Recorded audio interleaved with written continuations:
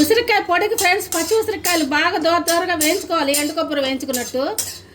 చాలా చాలా అంటే చాలా బాగుంటుంది ఫ్రెండ్స్ ఈ ఉసిరికాయల పొడి. అన్నంలో తినడానికి షుగర్ వాళ్ళకి అందరికీ మంచిది ఫ్రెండ్స్. ఇది ఉసిరికాయ పొడి చాలా అంటే చాలా మంచిది, ఇది ఆరోగ్యానికి.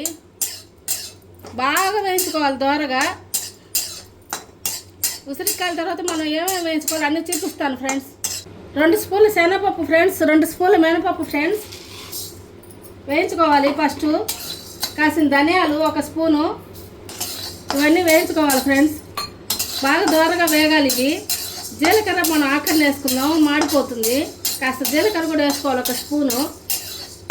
1 స్పూన్ ధనియాలు, 1 స్పూన్ జీలకర్ర ఫ్రెండ్స్. జీలకర్ర ఆఖరణ వేసుకోవాలి బాగా వేగాక. మనం 4 ఉసిరికాయలకి కొలతలు ఫ్రెండ్స్. ఇవన్నీ 4 ఉసిరికాయలు.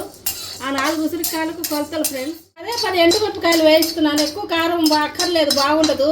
ఉసిరికాయలు టేస్ట్ మారిపోతుంది కాబట్టి మనం 10 ఎండుమిరపకాయలు వేస్తున్నాను ఫ్రెండ్స్. కాస్త లాస్ట్ ఆఖరణ 1 నిమ్మకాయ సైజుకు చింతపండు ఫ్రెండ్స్. జీలకర్ర వేసి వేయించేసాను. నిమ్మకాయ సైజుకు చింతపండు కావాలి ఖచ్చితంగా. పులుపు కొంచెం ఉండాలి. ఎంత ఉసిరికాయలు ఉన్నా ఒగరు కాబట్టి మనం చింతపండు కాస్త వేసుకోవాలి ఫ్రెండ్స్. శనగపప్పు, మినపప్పు, ధనియాలు, ఎండుమిరపకాయలు, ఆ జీలకర్ర అంతవరకు వేసి ముందు మిక్సీ కొట్టున్నాను ఫ్రెండ్స్. తర్వాత చింతపండు వేస్తాం. ఆఖరణ మనం ఉసిరికాయ ముక్కలు వేసుకోవాలి ఫ్రెండ్స్. ఈ స్పూన్తో, ఈ పెద్ద స్పూన్తో 1/4 స్పూన్ ఉప్పు పడుతుంది ఫ్రెండ్స్. ఖచ్చితంగా చింతపండు ఆఖరణ వేసి మిక్సీ కొట్టేసింగానే ఇప్పుడు ఆఖరణ మనం ఉసిరికాయ ముక్కలు వేసి మిక్సీ కొట్టాలి ఫ్రెండ్స్. ఉప్పు మాత్రం 1/4 స్పూన్ పడుతుంది. ఖచ్చితంగా సరిపోవచ్చు, మీరు చూసుకోండి, టేస్ట్ తగ్గట్టు వేసుకోండి. ఉసిరికాయ పొడి బాగా రెడీ అయిపోయింది ఫ్రెండ్స్.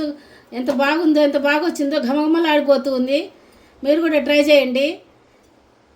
మాంస చిట్కాలు నా channel friends. Please subscribe me.